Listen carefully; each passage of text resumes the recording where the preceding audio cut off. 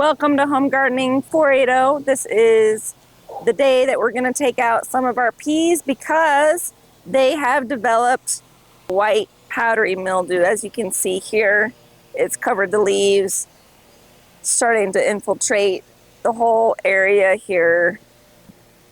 Just talking to Osmond about this last night, there's some component of this that it lives in the soil, and when it gets really moist and rains a lot, it can start spreading. Also, when it starts to get hot, the plants start to get stressed. You can start to see it more on your plants. So what we're going to do is we're going to take out the pea plants that are affected. This is going to do two things for us. It's going to make room for us to plant our melons, and it's going to take out our disease plants. The peas only probably have 2 more weeks anyway, so it's time to get them out.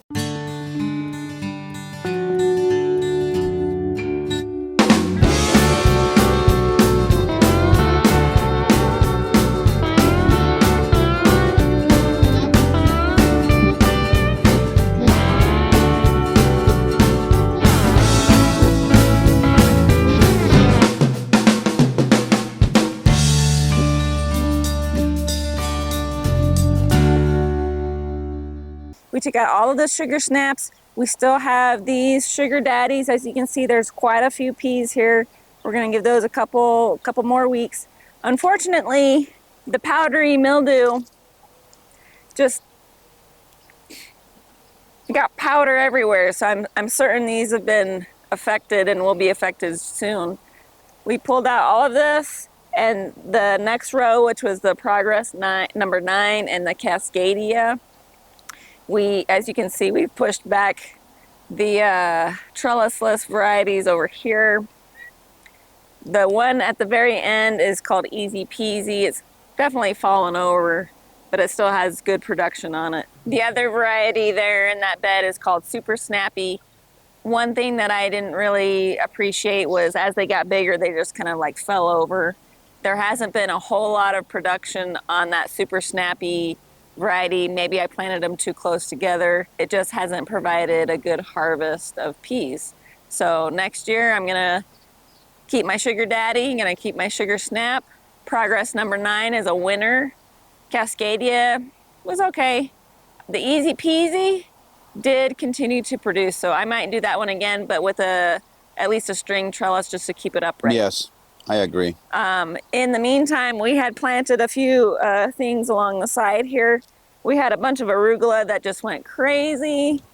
Here I've got a little bit of kale and spinach back here. They didn't really do that great because the peas shaded them quite a bit. But on the second bed, I've got turnips. On this side, I've got the Market Express, which, as you can see right here, makes a nice white turnip. If you come down here to the end, I've got a big one ready to pick. As you can see right here, it's really poking up out of the ground. These are really great, you know, in stir fry or soups.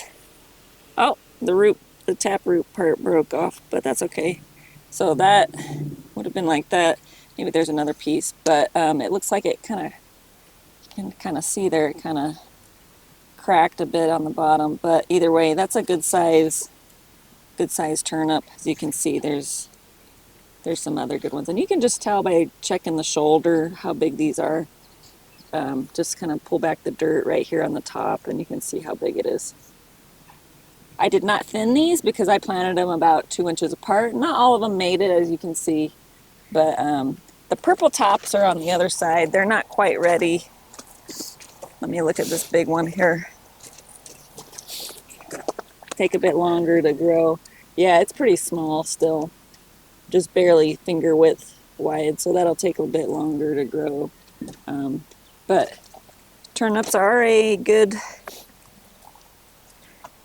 easy to grow plant. The tops are edible, and as well as the bottoms. So that was our little taking out the peas today. We're gonna plant our melon seeds. and let them germinate, and then we'll be getting on with our summer as it starts to heat up in Arizona. We appreciate you guys and your support, and we hope to see you guys on our next video.